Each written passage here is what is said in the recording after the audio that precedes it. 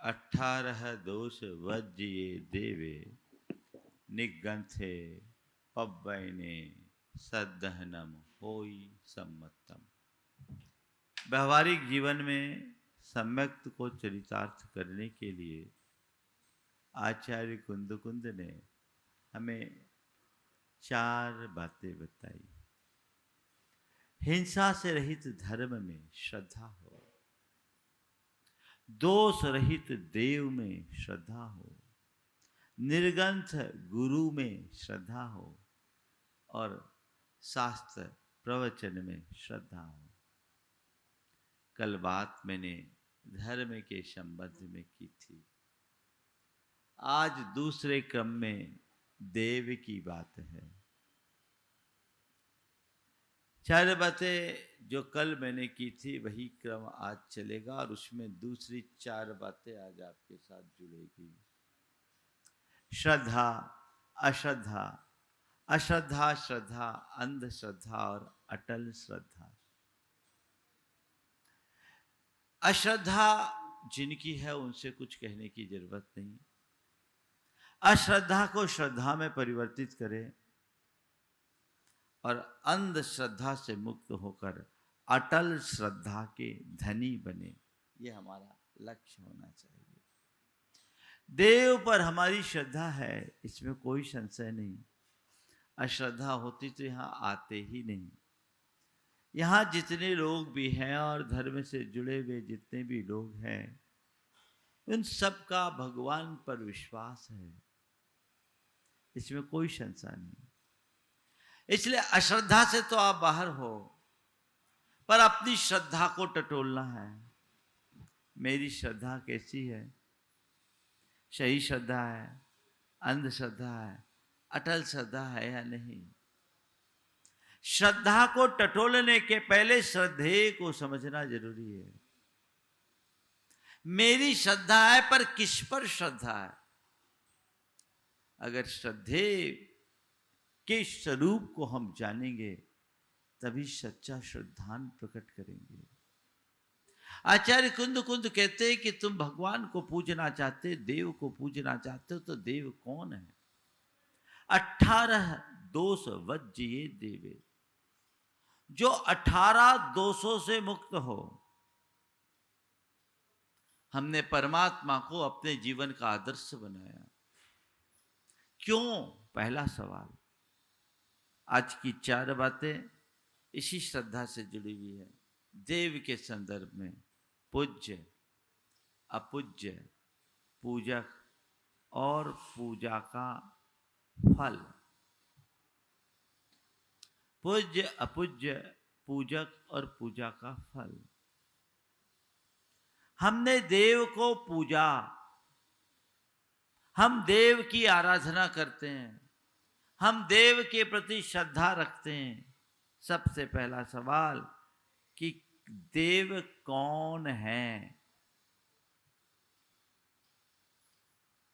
कौन देव है, कौन अदेव है, कौन पूज्य है, कौन अपूज्य है, कौन श्रद्धेय है, कौन अश्रद्धेय है, ये जानना बहुत जरूरी है।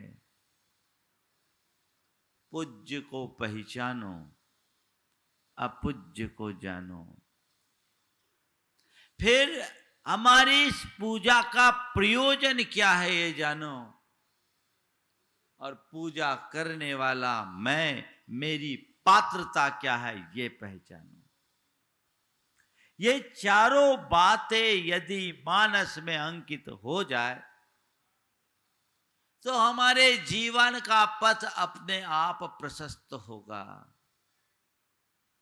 मैं पूज्य की चर्चा करने से पहले पूजा के प्रयोजन की बात करूंगा, ताकि हम पूज्य तक आसानी से पहुंच सके। आप धर्म करते हो, पूजा करते हो, भगवान के पास आते हो, किस लिए? हम भगवान के पास आते हैं, किस लिए आते हैं? आपसे सवाल करूं, क्यों आते? बोलो भाई, बोलो। हाँ, हमारा दुख दूर हो जाए, और सुख की प्राप्ति हो जाए, इसलिए हम भगवान के चरणों में आते हैं, है ना। उद्देश्य तो यही होना चाहिए, हमारी अशांति मिटे, हमारा दुख मिटे, इसलिए हम भगवान की शरण में आते हैं, यही ना उद्देश्य। तो ये बताओ, अशांति मिटे, शांति मिले तो हम भगवान की शरण में आते हैं, तो शांति कहाँ मिलेगी? जो खुद अशांत है वो हमें शांति देगा? जिसके पास खुद दुख के निमित्त है वे हमें सुखी बनाएंगे? जो खुद प्यासा है, क्या वो हमारी प्यास बुझाने में समर्थ होगा? तो बात तो सही है, हमें सुखी वही बना सकता है जिसके पास सुख है, हमें शांति वही मिल सकती है जिनके पास शांति है। तो शांति का स्वाद हमने आज तक नहीं चखा, सुख की वास्तविक पहचान हमें भले ना हुई हो, पर अशांति का आस्वाद हमने किया है और दुख के कारणों से हम पूरी तरह परिचित हैं। तो मैं दुखी होता हूं, क्यों होता हूं? अपने अंदर में पलने वाले दोषों, दुर्बलताओं और दुर्गुणों के कारण। मैंने बहुत सारे दोष अपने अंदर पाल रखे हैं, मैं बहुत सारी दुर्बलताओं से ग्रसित हूं और मेरे भीतर ढेर सारे दुर्गुण हैं, यही मुझे दुखी करते हैं, है ना। तो मैं निष्कर्ष पर पहुंचता हूं, जिसके अंदर दोष है, जिसके अंदर दुर्गुण है और जिसके भीतर दुर्बलता है, वह दुखी है ना। जिसमें दोष है, जिसमें दुर्गुण है, जिसमें दुर्बलता है, वह दुखी है। तो सुखी कौन होगा? जो दोष मुक्त हो, दुर्गुण मुक्त हो और दुर्बलताओं से दूर हो। तो जब हम ऐसे किसी आदर्श को खोजते हैं, वही हमारा देव है, जो दोष मुक्त हो, दुर्बलता मुक्त हो, दुर्गुणों से मुक्त हो। दोष रहित जिन देव को हम करते हैं प्रणाम। तो वो दोष क्या है? हम भरे अंदर भरे ढेर सारे विकार और मानवीय दुर्बलताओं से हम आप सब ग्रसित हैं। तो आचार्य कुंद कहते हैं, देख, जिस किसी के आगे सिर झुकाना अच्छी बात नहीं है, तू जो चाहता है उसे तलाश, वो जहां दिख जाए समर्पित हो जाना और न दिखे तो दूर हो जाना। जैन जगत के एक महान आचार्य हुए समंत भद्र, उन्होंने भगवान की भी परीक्षा ले ली। भक्तों की परीक्षा की कहानी तो ढेर सारी मिल जाती है, आपने सुनी भी होगी, पर भगवान की परीक्षा लेने वाले भक्त की कहानी आपने नहीं सुनी। सुनिए क्या, वो इकलौती है। इस धरती पे इकलौता भक्त हुआ जिसने भगवान की परीक्षा ली, वो आचार्य समंत भद्र के रूप में प्रतिष्ठापित हुए।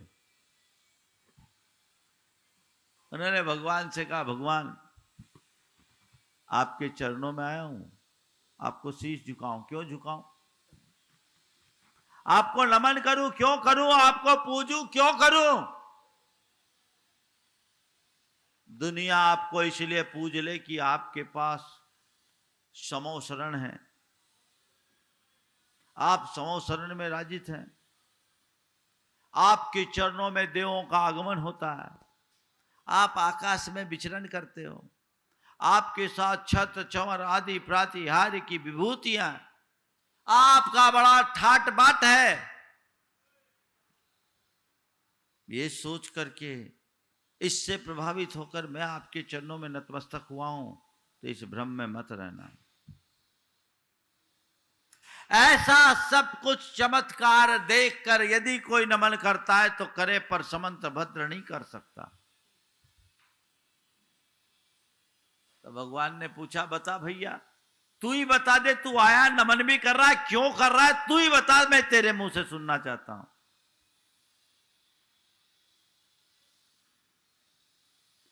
तो वो कहते हैं, दोषा देवागम नभोयान चामा चामरादि विभूत है माया दिश्यपि दिश्यन्ते। अरे महाराज, ये कोई चमत्कार नहीं है, तो कोई इंद्रजालिया भी कर लेगा, कोई मायावी भी कर लेगा। इससे आपकी श्रेष्ठता और ये पूज्यता मुझे नहीं दिखती। आपकी श्रेष्ठता, आपकी पूज्यता, आपकी महानता या आपकी भगवत्ता का आधार ये बाहरी ठाट मुझे नहीं दिखता। क्या दिखता है? तो कहते हैं, दोषा वर्णयोर हानि। आप में मुझे भगवत्ता दिखती है, आप में मुझे, आपके भीतर मुझे व्यक्ति नहीं भगवान का रूप दिखता है, केवल एक वजह से। वो क्या है? आपके अंदर दोष नहीं है और आप आवरण से मुक्त हो, आप सर्वज्ञ हो, दोष से रहित हो। वो दोष मुक्त होना चाहिए। आचार्य कुंद कुंद कहते हैं, 18 दोष बज्जिए देवे, 18 दोषों से रहित दे। छूतन्न भीरु रोषो रागो मोहो जरा रुजा मिच्चु सेदम खेद मदोरई बिम्मई निद्दा जनुवेगो। ये नियम सार की बात है। छूतन्न भीरु रोषो, आप में भूख नहीं है, आपको भूख नहीं लगती, आपको भोजन की आवश्यकता नहीं। तन्न, आपके अंदर तृष्णा नहीं है, तृषा नहीं है, प्यास नहीं है।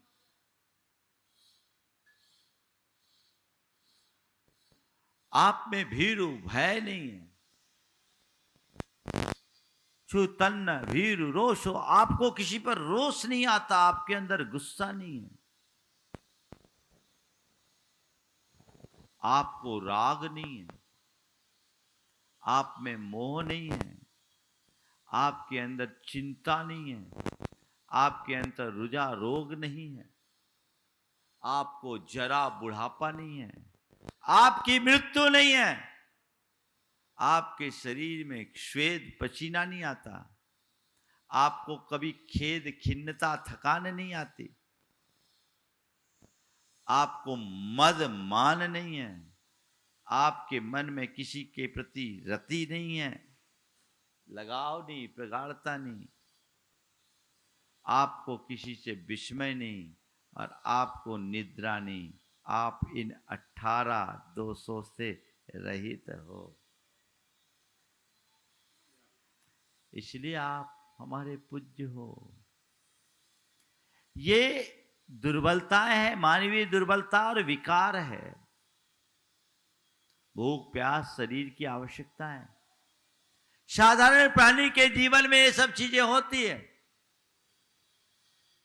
लेकिन भगवान ने अपनी भगवत्ता के बल पर ऐसी क्षमता प्रकट कर ली कि वे भूख प्यास से हमेशा हमेशा के लिए मुक्त हो गए। उनको कोई भूख नहीं, उन्हें कोई प्यास नहीं। सामान्य आदमी को भूख प्यास लगती है। जैन परंपरा में भगवान को भोग नहीं लगाया जाता, इसलिए जैन परंपरा में प्रसाद की परंपरा नहीं है। क्यों नहीं है? कई बार लोग कहते हैं जैनियों के यहां प्रसाद नहीं होता। प्रसाद नहीं है, क्यों? क्योंकि हमारी मान्यता ही अलग है। हमारे भगवान भोग स्वीकार ही नहीं करते। प्रसाद कब होता है? जब अपने इष्ट को आप कुछ दे दो, उनको भोग करा दो, जो शेषांश बचे वो प्रसाद है। जब उनने भोग लिया ही नहीं तो प्रसाद कैसे? हमारे परमात्मा प्राणातीत हैं, वो सब प्राण नहीं, उन्हें भोजन की जरूरत नहीं, वो ज्ञान शरीरी है। अरहंत अवस्था में भी उनकी योग शक्ति ऐसी विकसित हो गई है कि उन्हें भूख प्यास की बाधा ही नहीं होती। उनका शरीर उनके द्वारा ग्रहण किए गए पुद्गल परमाणुओं से ही टिक जाता है और लोक के श्रेष्ठतम परमाणु उनसे जुड़ते हैं। उन्हें जरूरत है इसलिए जैनियों क्या प्रसाद नहीं, भोग नहीं। जैन लोग भगवान के चरणों में त्यागते हैं और जो भगवान के चरणों में अर्पित कर देते हैं उसे ग्रहण करना पाप समझते हैं, उसे निर्माल्य मानते हैं, क्योंकि हमने त्यागा है, इसलिए प्रसाद नहीं। तो भगवान के रूप में हमने किसे पूजा? जिसके पास भूख नहीं हो, प्यास नहीं हो, भय नहीं हो, भीरू। हमारे भगवान के पास कोई अस्त्र शस्त्र नहीं है, रहता है क्या? न अस्त्र है, न शस्त्र है, न वस्त्र है, न आभूषण है, कुछ है क्या? कुछ नहीं। क्यों? उन्हें डर नहीं है। अस्त्र कौन रखता है? जिसको खतरा हो, जिसको डर हो, है ना। क्षमा सागर जी ने कुछ पंक्तियां लिखी, अनुवाद है शायद एक ही भाव का। जो डरपोक हो वे डरे डरा करे, जो डरपोक हो डरे डरा करे डराया करे, जो डरपोक हो वे डरे डराया करे, रखे रखा करे अस्त्र शस्त्र। जो डरपोक हो वे डरे डराया करे, रखे रखा करे अस्त्र शस्त्र। जो कुरूप हो वो पहने पहना करे वस्त्र। जो डरपोक हो वो डरे डराया करे, रखे रखा करे अस्त्र शस्त्र। जो कुरूप हो वो पहने पहनाया करे वस्त्र। तुम तो निर्भीक निडर हो और सर्वांग सुंदर हो, बस इसीलिए दिगंबर हो। भगवान को भय नहीं, भय एक मानवीय दुर्बलता है, भय एक विकार है। आपने अपने सारे विकारों को जीता, इसीलिए तो जिन कहलाए। तो भय नहीं, छु तन्न भीर रोष, रोष नहीं, गुस्सा नहीं। आप मंदिर में विराजमान भगवान की मुद्रा को देखो, आंखें नासा पर टिकी हुई है, परम शांत, किसी से आकर्षण नहीं, विकर्षण नहीं, किसी से गुस्सा नहीं। जब गुस्सा होती तो आंखें दिखाते हैं, रोष नहीं। क्यों? ये दोष है जिसे आपने जीत लिया।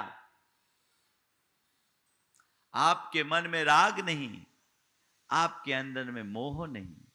ये दुर्बलताएं हैं, ये ऐसे विकार हैं जो भावों में रोकते हैं। प्रभु आप जिन बन गए, आप देव हो, क्योंकि आपने इन्हें अपने पुरुषार्थ के पराक्रम से जीत लिया है।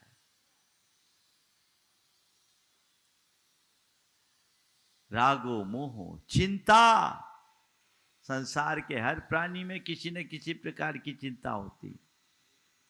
कई लोग तो भगवान को भी चिंता में डाल देते हैं।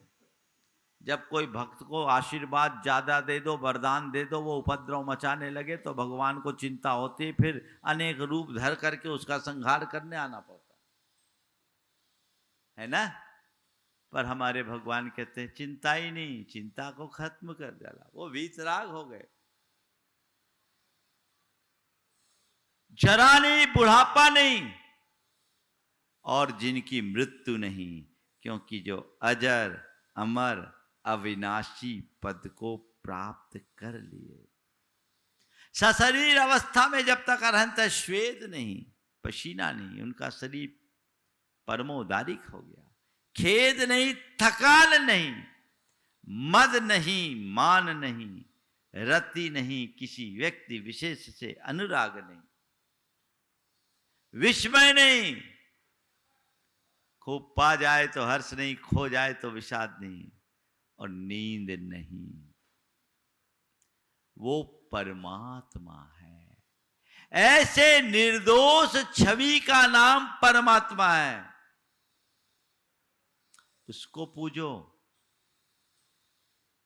किसे भगवान माने, बस जिसे भी कोई भी नाम रख दो, भगवान की मूर्ति गढ़ो तो ऐसे रूप को गढ़ो जो इन दोषों से रहित है। किसी ने बोला महाराज जैन लोग बड़े कट्टर होते हैं, वो अपने भगवान के अलावा किसी को पूछते ही नहीं। एक दिन हमसे सवाल किया कि जैन लोग बड़े कट्टर होते हैं, वे अपने भगवान के अलावा किसी को पूछते नहीं। मैंने कहा जैन लोग जितने उदार होते उतने कोई नहीं होते। बोले क्यों? बोले जैनों ने कोई एक भगवान का नाम ही फिक्स नहीं किया, जो मिल जाए सबको भगवान के रूप में स्वीकारने को तैयार है।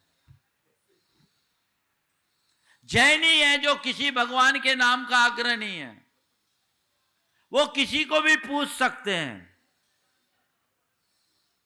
किसी को भी पूछ सकते हैं। हम मेरी भावना में क्या बोलते हैं, जिसने राग देश कामादिक जीते सब जग जान लिया, सब जीवों को मोक्ष मार्ग का निष्प्रह हो उपदेश दिया, बुद्ध वीर शिव हरि हर ब्रह्मा, या उसको स्वाधीन कहो। भक्ति भाव से प्रेरित हो यह चित्त उसी में लीन रहो। हम किसी को भी पूजें, तुम जिस भगवान का नाम लो हम स्वीकार करेंगे।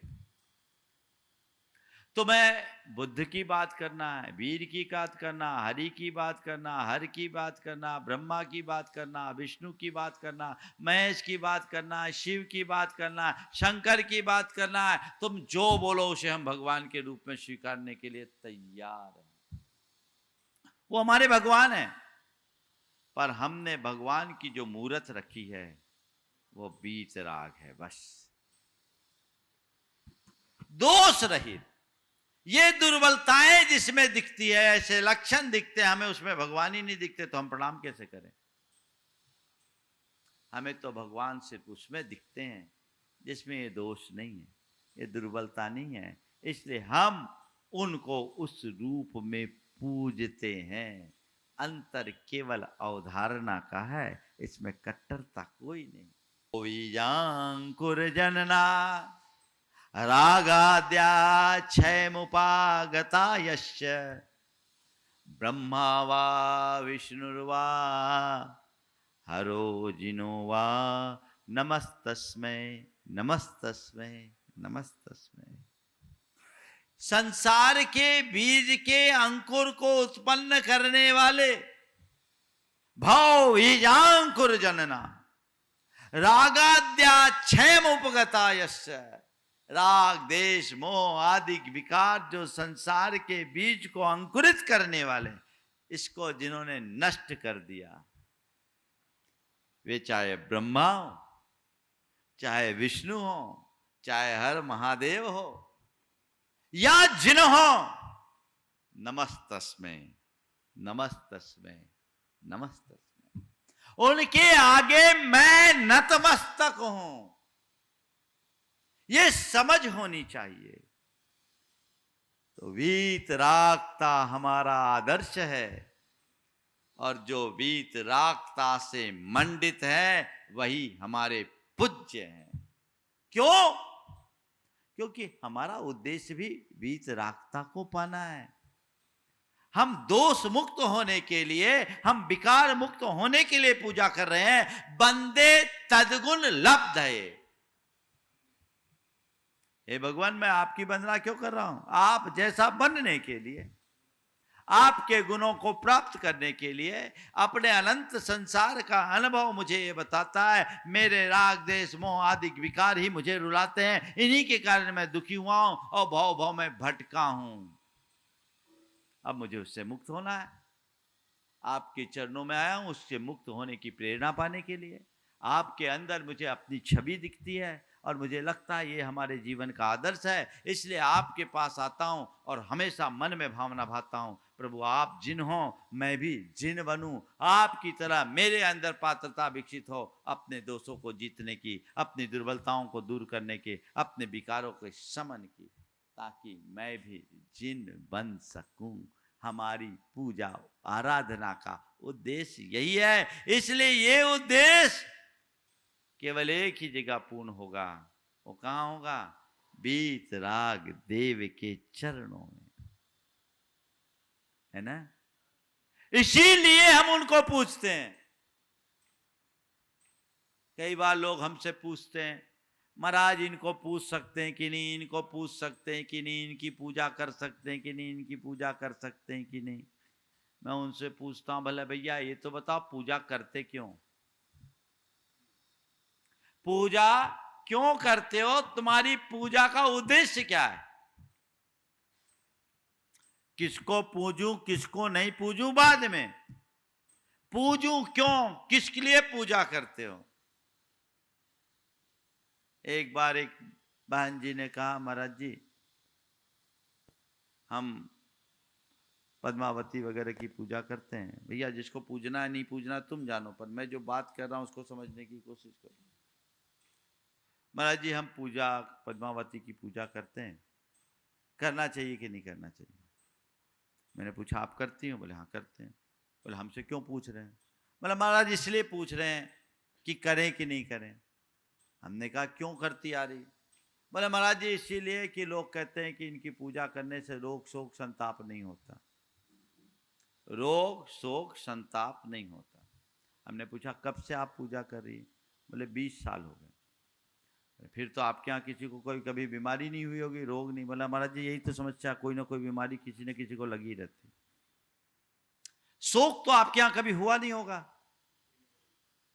नहीं महाराज जी बहुत परेशान है आपके पास, इसीलिए आए हैं। पिछले 1.5 साल में 3 मौतें हो गई, जिसमें 2 कच्ची मौतें। टेंशन तो आपको कुछ नहीं होगा, संताप मुक्त होंगे। महाराज बहुत दिक्कत है, फैमिली में बड़ा टेंशन चल रहा है सेपरेशन को लेकर के, आप तो कोई आशीर्वाद दीजिए ताकि सब ठीक हो जाए। मैंने कहा अभी आपने कहा कि इनकी पूजा करने से रोग शोक संताप मिटता है, 20 बरस हो गए फिर भी आप बोल रहे हैं रोग भी बना है, शोक भी बना है, संताप भी बना है। तब आप ही तय कर लो इनको पूजना चाहिए कि नहीं पूजना चाहिए। आप ही तय करो, मुझसे मत कहलवा। बात को समझो, ध्यान रखना रोग शोक संताप को तो भगवान भी नष्ट नहीं कर सकते। भगवान की पूजा करने वाले को भी रोग शोक संताप का सामना करना पड़ता है, क्योंकि रोग शोक संताप का जनक हमारा कर्म है। और जब कर्म का प्रबल योग होगा तो कोई कुछ नहीं कर सकता। हाँ इतना हो सकता है कि भगवान की पूजा करोगे तो रोग शोक संताप को सहने की ताकत तुम्हारे अंदर आ जाए और तुम्हारी उस क्षमता से रोग शोक संताप को जन्म देने वाले कर्म जल्दी झड़ जाए। इसलिए पूजो तो किसको पूजो? किसको पूजो? भगवान को पूजो। वीतराग भगवान को पूजो, पूज्या पूज्य का विवेक रखो। आज पता नहीं लोग भगवान को भुला करके इधर उधर क्यों भटकते हैं। भगवान पर विश्वास नहीं, औरों पर विश्वास है। ऐसी कौन सी शक्ति है जो भगवान की पूजा से न मिले औरों से मिल जाए? कई लोग बोलते हैं महाराज भगवान तो कुछ देते लेते नहीं, इसलिए देवी देवताओं से पूजा करने मिल जाए। तो क्या देवी देवता दे सकते हैं? भगवान से भी पावरफुल हो गए। हाँ बोलो, जब भगवान देते लेते नहीं तो वो दे ले सकते हैं क्या? ध्यान रखना, जब तक तुम्हारा कर्म अनुकूल नहीं होगा कोई तुम्हें दे भी ना तो तुम उसका लाभ नहीं ले सकते। और कर्म अनुकूल हो तो सब कोई छीन ले तो भी तुम्हारा कुछ नहीं हो सकता। ये श्रद्धा रखो, श्रद्धा। कोई मेरा कुछ कर सकता है, किसी की पूजा अर्चा से मुझे कोई लाभ मिल सकता है, उसकी पूजा करने से मेरा रोग शोक संताप मिट जाएगा, ये श्रद्धा नहीं अंधश्रद्धा है। इस अंधश्रद्धा से बाहर रहो और अपनी श्रद्धा को बदलो, मोड़ो। कि भगवान की शरण में आने से मेरा भाव भ्रमण छूटेगा, इस दुखों से मैं मुक्त होऊंगा, जन्म जन्मांतरों के दुख से मुक्त हो जाऊंगा, भाव चक्र से बाहर होऊंगा। एकमात्र यही मेरे कल्याण का आधार है। ऐसी श्रद्धा का नाम अटल श्रद्धा है। कई लोग बोलते हैं हमारी तो भगवान पर अटल श्रद्धा है। बोले क्यों? बोले कोई भी काम होता है भगवान के चरण में आता हूं, पूरा हो जाता है। बोले ठीक है, कब तक? जब तक हो रहा है। अगर एक आध बार मौका नहीं हुआ तो दूसरे दरवाजे में चले जाओगे, भगवान बदल लोगे, है ना। कई लोग हैं गंगा गए गंगादास, जमुना गए जमुनादास, उनकी श्रद्धा पल पल में डगमगा जाती है। अरे सच्ची श्रद्धा प्रकट ही नहीं हुई तो डगमगाएगी क्या? अगर सच्ची श्रद्धा है तो अटल होगी। और अंधश्रद्धा है तो बड़ा गड़बड़। जो अंधश्रद्धालु होते हैं ना, वो बड़े अंधविश्वासी, बहुत डरपोक भीरू होते हैं। और कई लोग हैं ऐसे, लोगों का मनोबल को तोड़कर अपनी दुकानें चलाते हैं। उन्हें कर्म सिद्धांत का बोध कराने की जगह थोथे कर्म कांडों में उलझा कर रख देते हैं। वस्तु स्वरूप का ज्ञान रखो, व्यर्थ के कर्म कांडों में उलझने की जगह कर्म सिद्धांत के मर्म को जानो और उसी अनुरूप अपने जीवन को बनाने की कोशिश करो, तब जीवन धन्य होगा। तो पूज्य है बीत राग, बस केवल वही, इसके अलावा और कोई नहीं। हाँ, और कोई हो, हमारे साधर्मी हो सकते हैं। हम जैसे एक दूसरे के प्रति आपस में स्नेह भाव रखते हैं, एक दूसरे का आदर सत्कार करते हैं, एक दूसरे से जय जिनेंद्र करते हैं, कोई दिक्कत नहीं। साधर्मी के प्रति स्नेह और वात्सल होना चाहिए। लेकिन पूजा तो केवल बीत राग की ही होनी चाहिए। चाहे इंद्र भी क्यों ना आ जाए, वो पूज्य नहीं है, तुम्हारे कदाचित आदर का पात्र हो सकता है, पूजा का पात्र नहीं। आचार्य कुंद कुंद कहते हैं असंजदम न बंदे, बच्च विहीनो भी, दिगंबर रूप में भी और भीतर से असंयत है तो उसकी वंदना मत करो। तो फिर वो संयत है या असंयत? चारों निकाय के देव, भावनात्रिक के देव तो जन्म से मिथ्या दृष्टि होते, बाद में सम्यक हो ना हो उसमें संशय हो भी सकता है, नहीं भी हो सकता। लेकिन देवराज इंद्र तो पक्का सम्यक दृष्टि होता है। पर वो इंद्र भी पूज्य नहीं है, क्यों? वो खुद पुजारी है, वो खुद पुजारी है, पूज्य कैसे बनेगा? असंयमी है। आचार्य कुंद कुंद कहते हैं असंजदम न बंदे। और एक बात बताऊं, जो सच्चा सम्यक दृष्टि होगा असंयम अवस्था में अपनी पूजा स्वीकार भी नहीं करेगा। अगर तुम सोचते हो कि ऐसा करने से वो प्रसन्न होंगे, यदि वो धर्मी हो तो प्रसन्न नहीं, तुमसे दुखी होंगे कि मेरे निमित्त से वो पाप कमा रहा है, मुझे पाप का भागी बना रहा है। वो मिथ्यात्व को बढ़ा रहा है, मोह को बढ़ा रहा है। काम नहीं करना, समझ, सही समझ विकसित करने की जरूरत है। वो अगर विकसित हो गई तो काया पलट होगा, जीवन धन्य हो जाएगा। अंतर्दृष्टि को जगाइए, अपने मन को मोड़ने का प्रयत्न कीजिए, तो पूज्य को पहचानिए, अपूज्य से बचिए। तो कौन पूज्य? जो दोष मुक्त हो, दुर्बलताओं से दूर हो, दुर्गुणों से रहित हो, जो वीतराग हो। एक शब्द में क्या कहें? वीतराग। वही प्रणम है, वही पूज्य है, वही आराध्य है, वही उपास्य है, वही ध्येय है, वही देव है। बस इतनी सी बात अपने मन मस्तिष्क में बैठा लेना, और इसके अलावा बाकी सब अपूज्य। क्या है? अपूज्य। वो हमारे लिए सत्कार का पात्र हो सकता है, पूजा का पात्र नहीं। अभिवादन का पात्र बन सकता है, आदर का पात्र बन सकता है, लेकिन पूजा का नहीं। सत्कार, अभिवादन, आदर और पूजा में अंतर है। आप लोग एक दूसरे को से मिलते हैं, हाथ जोड़ते हैं, क्या कहलाता है? सत्कार, है ना?